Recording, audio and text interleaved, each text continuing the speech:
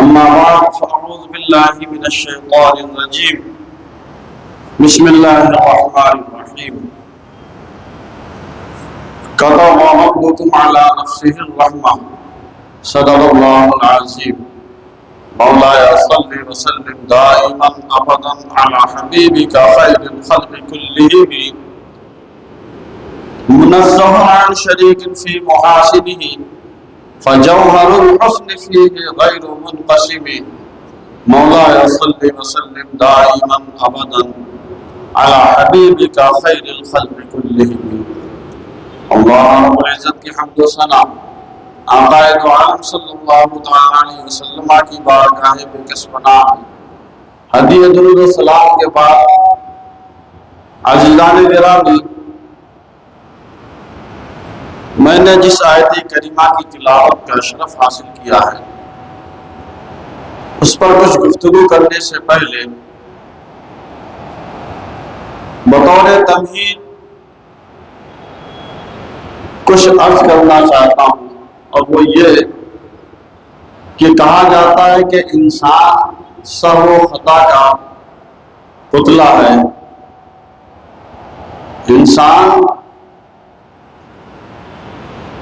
کوئی بھی ہو، اس سے بھول چوک ہونا، اس سے خطا ہونا یہ عام بات ہے، اور یہ 100% درست ہے. اس میں کوئی غلط بات نہیں ہے. انسان آپ دیکھیے حدیث پاک میں ترمذی شریف کی حدیث ہے، حضرت انس رضی اللہ تعالیٰ عنہ راوی ہیں کہ حضور علیہ السلام نے ارشاد فرمایا کل بنی آدم خطاء، ہر انسان بہت زیادہ گناہ کرنے والا ہے. تو انسان، اب یہی وجہ ہے کہ انسان گناہوں کی طرف جلدی مائل ہو جاتا ہے. یہی وجہ ہے کہ انسان اس کو نفسانی خواہشات اس کو گھیرے رہتی ہیں اور انسان جلدی اس میں گر جاتا ہے. وجہ اس کی یہی ہے کہ چونکہ ہر وقت انسان بہت زیادہ گناہ کرتا ہے. اور اگر ہم اپنا محاسبہ کریں، ہمارے جو لیل و نہار ہیں، رات اور دن ہیں، اس کے جو عملیات ہیں، اگر ہم اس کا محاسبہ کریں تو ہم اپنے نامہ اعمال میں نیکیاں بہت کم اور گناہ بکثرت پائیں گے. اور اس کے مطابق اگر ہم دیکھیں کہ اللہ نے اگر قیامت کے دن عدل کر دیا تو یقیناً پھر کامیابی کی کوئی راہ نہیں ہے.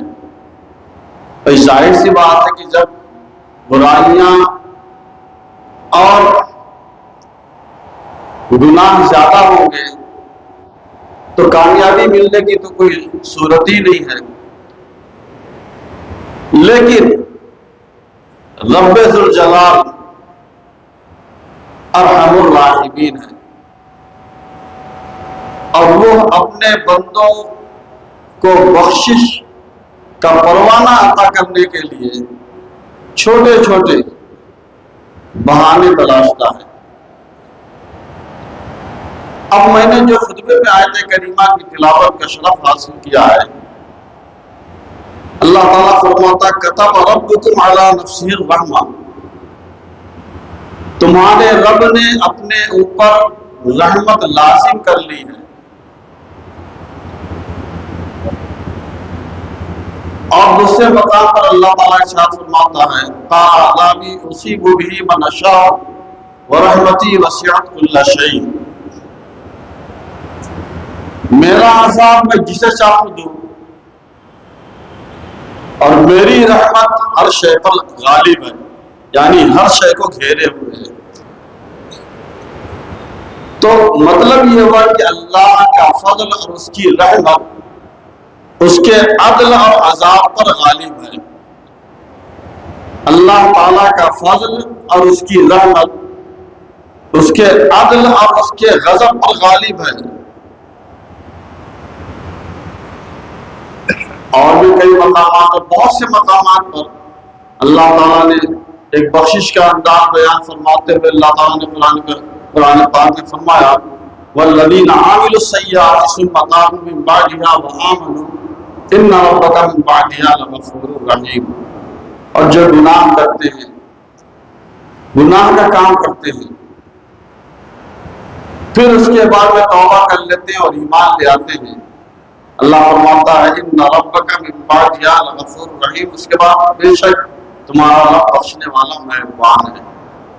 اب آپ اندازہ یہ کر لیجئے کہ وہ شخص جو اللہ کے احکام کو ادا نہیں کرتا، بلکہ وہ شخص جو توجہ نہیں کرتا، بلکہ ایسا شخص جو مخالفت کرتا ہے، بلکہ یہاں تک کہ جو اللہ کا شریک ٹھہراتا ہے، اور یہاں تک کہ جو اللہ کو مالک و خالق نہیں مانتا، ایسے شخص کو بھی اللہ تعالیٰ رزق عطا فرما رہا ہے۔ آپ کہیں گے رزق فرمانا وہ تو اس نے اپنے ذمہ کرم پر لے لیا ہے، یقیناً لے لیا ہے، لیکن رزق کے ساتھ ساتھ اس کی آنکھ بند ہونے تک اس کو مہلت بھی دی ہے اللہ نے، کہ آنکھ بند ہونے تک کہ اس کو توبہ اور استغفار اور ایمان لانے کی چھوٹ ہے، کبھی بھی وہ لا سکتا ہے۔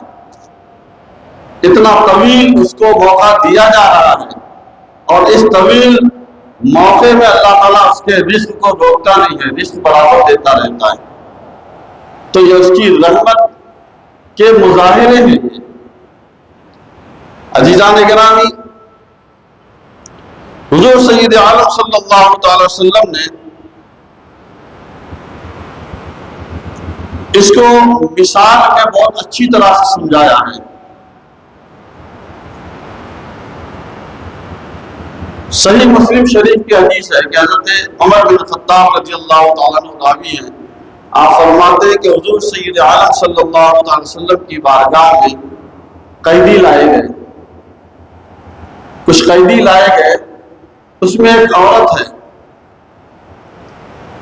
جو کچھ تلاش کر رہی ہے، شاید اپنے بچے کو تلاش کر رہی ہے۔ اتنے میں ایک بچہ اس کو دکھا، وہ بچے کو اٹھا کر کے لاتی ہے اور اپنے جسم سے اس کو چمٹا لیتی ہے اور اس کو دودھ پلاتی ہے۔ حضور سید عالم صلی اللہ علیہ وسلم نے ارشاد فرمایا، حضرت عمر رضی اللہ عنہ فرماتے ہیں کہ حضور نے ہم سے عرض کیا کہ ذرا بتاؤ تو صحیح، کیا یہ عورت اپنے بچے کو آگ میں ڈال سکتی ہے؟ تو صحابہ نے عرض کیا کہ یا رسول اللہ، اللہ کی قسم اس عورت میں جب تک قدرت ہے، جب تک اس کے اندر طاقت ہے، یہ عورت اپنے بچے کا دفاع کرے گی، بچے کو آگ میں نہیں ڈالے گی۔ تو حضور سید عالم صلی اللہ علیہ وسلم نے ارشاد فرمایا کہ اللہ تعالیٰ اس سے زیادہ مہربان ہے۔ مثال بھی دی اور ساتھ ہی اللہ تعالیٰ نے سمجھایا کہ یہ عورت جتنی شدت سے اپنے بچے کو چاہ رہی ہے، اللہ تعالیٰ اس سے زیادہ اپنے بندوں سے پیار کرتا ہے اور اس سے زیادہ اپنے بندوں پر مہربان ہے۔ اب دوسری حدیث جو بخاری شریف کی ہے اس کو بھی سماعت کریں، پھر میں اس کا تفسیر تھوڑا کرتا ہوں۔ اس کے راوی حضرت ابو ہریرہ رضی اللہ تعالیٰ عنہ آپ فرماتے ہیں کہ میں نے حضور سید عالم صلی اللہ علیہ وسلم کو فرماتے ہوئے سنا کہ حضور علیہ السلام نے ارشاد فرمایا، اللہ تعالیٰ نے رحمت کے 100 حصے فرمائے، رحمت کے 100 حصے کیے، اور 99 حصے اللہ تعالیٰ نے رحمت کے اپنے پاس رکھ لیے، اور رحمت کا ایک حصہ اللہ تعالیٰ نے زمین پر نازل کیا، اور زمین پر جتنی مخلوقات ہیں ان ساری مخلوقات کے جو رحم کے معاملے ہیں وہ اسی ایک حصے کا نتیجہ ہے۔ ہم آپ اندازہ کر ہی نہیں سکتے اب وہ تو مخلوقات کو ہی نہیں معلوم کر سکتے کتنی مخلوق. اللہ کے رسول نے انسان نہیں فرمایا بلکہ اللہ کے رسول صلی اللہ علیہ وسلم نے فرمایا ساری مخلوق جو رحم کا معاملہ کرتی ہے وہ اسی ایک حصے کا نتیجہ ہے. یہاں تک کہ گھوڑا اپنے بچے پر سے پاؤں جو اٹھاتا ہے کہ کہیں اس کو تکلیف نہ ہو جائے، یہ بھی اسی رحمت کا حصہ ہے. آپ اندازہ کر لیجئے کہ رحمت کے ایک حصے میں ساری مخلوق ایک دوسرے پر رحم کر رہی ہے، ایک حصے میں.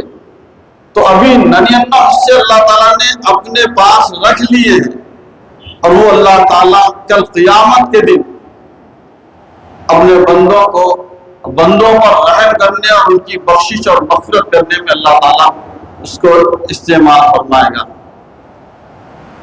اب اندازہ کیجئے، اب حدیث کا مطلب سمجھ میں آیا کہ حضور اس حدیث سے یہ معلوم ہوا کہ وہ عورت جتنا اپنے بچے سے محبت کرتی ہے، اللہ تعالیٰ اس سے 100 گنا زیادہ محبت کرتا ہے.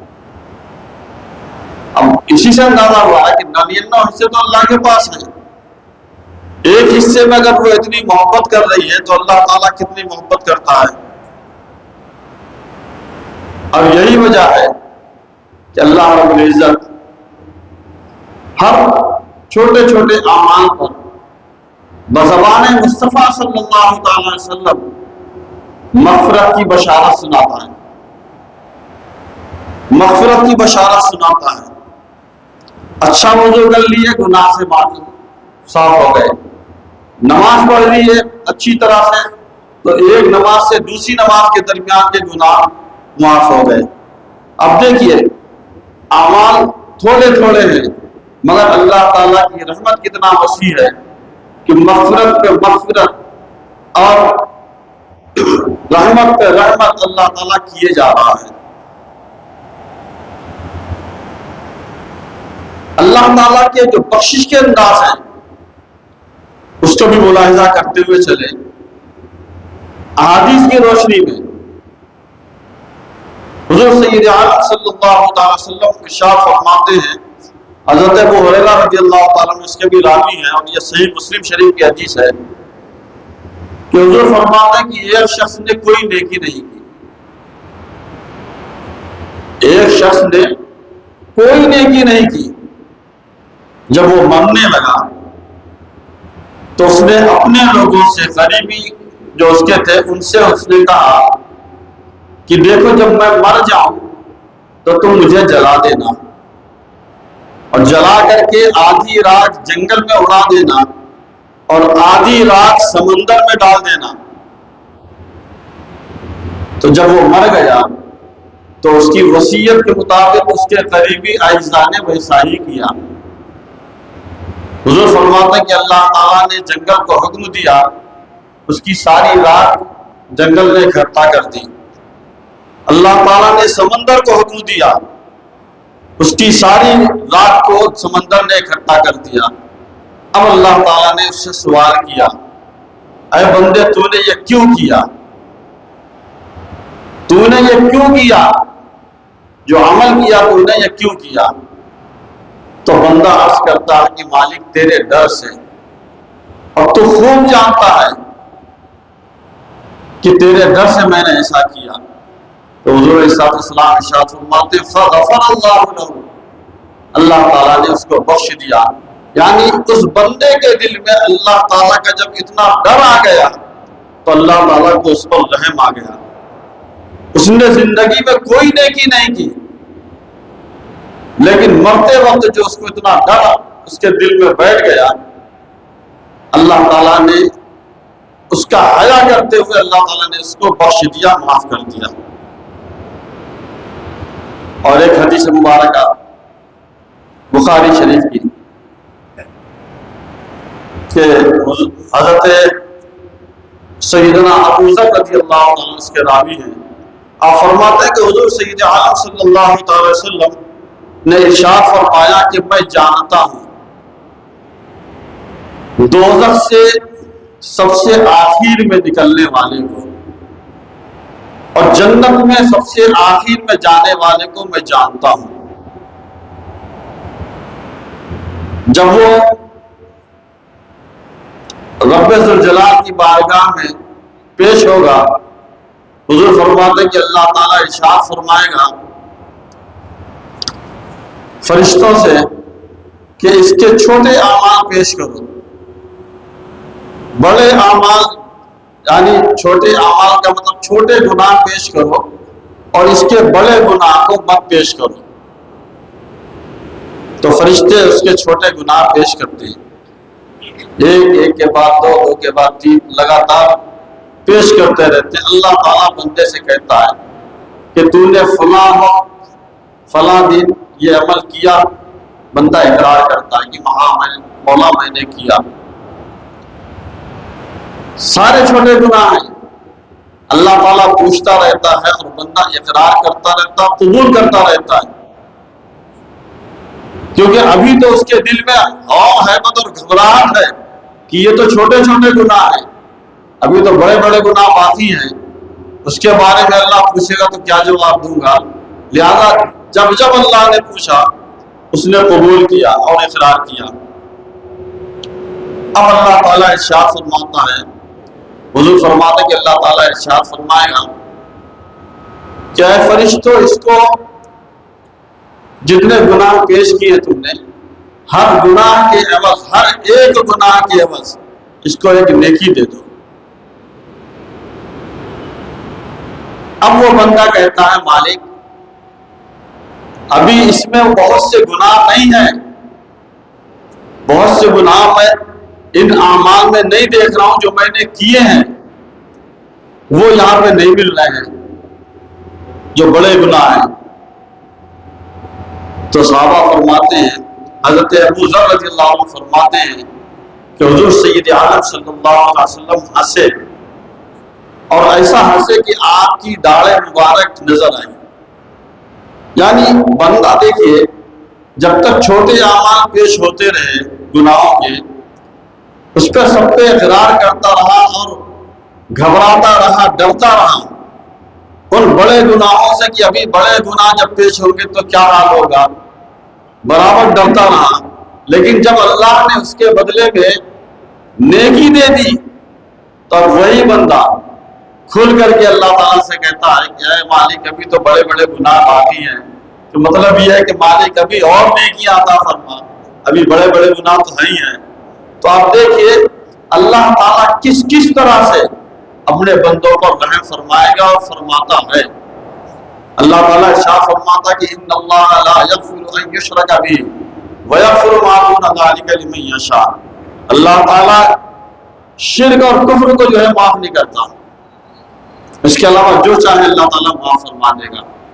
اچھا، اس میں جو ہے شرک اور کفر کے ساتھ ساتھ بندوں کے حقوق بھی ہیں، وہ بھی اللہ تعالیٰ معاف نہیں کرے گا جب تک کہ وہ بندہ نہ معاف کر دے۔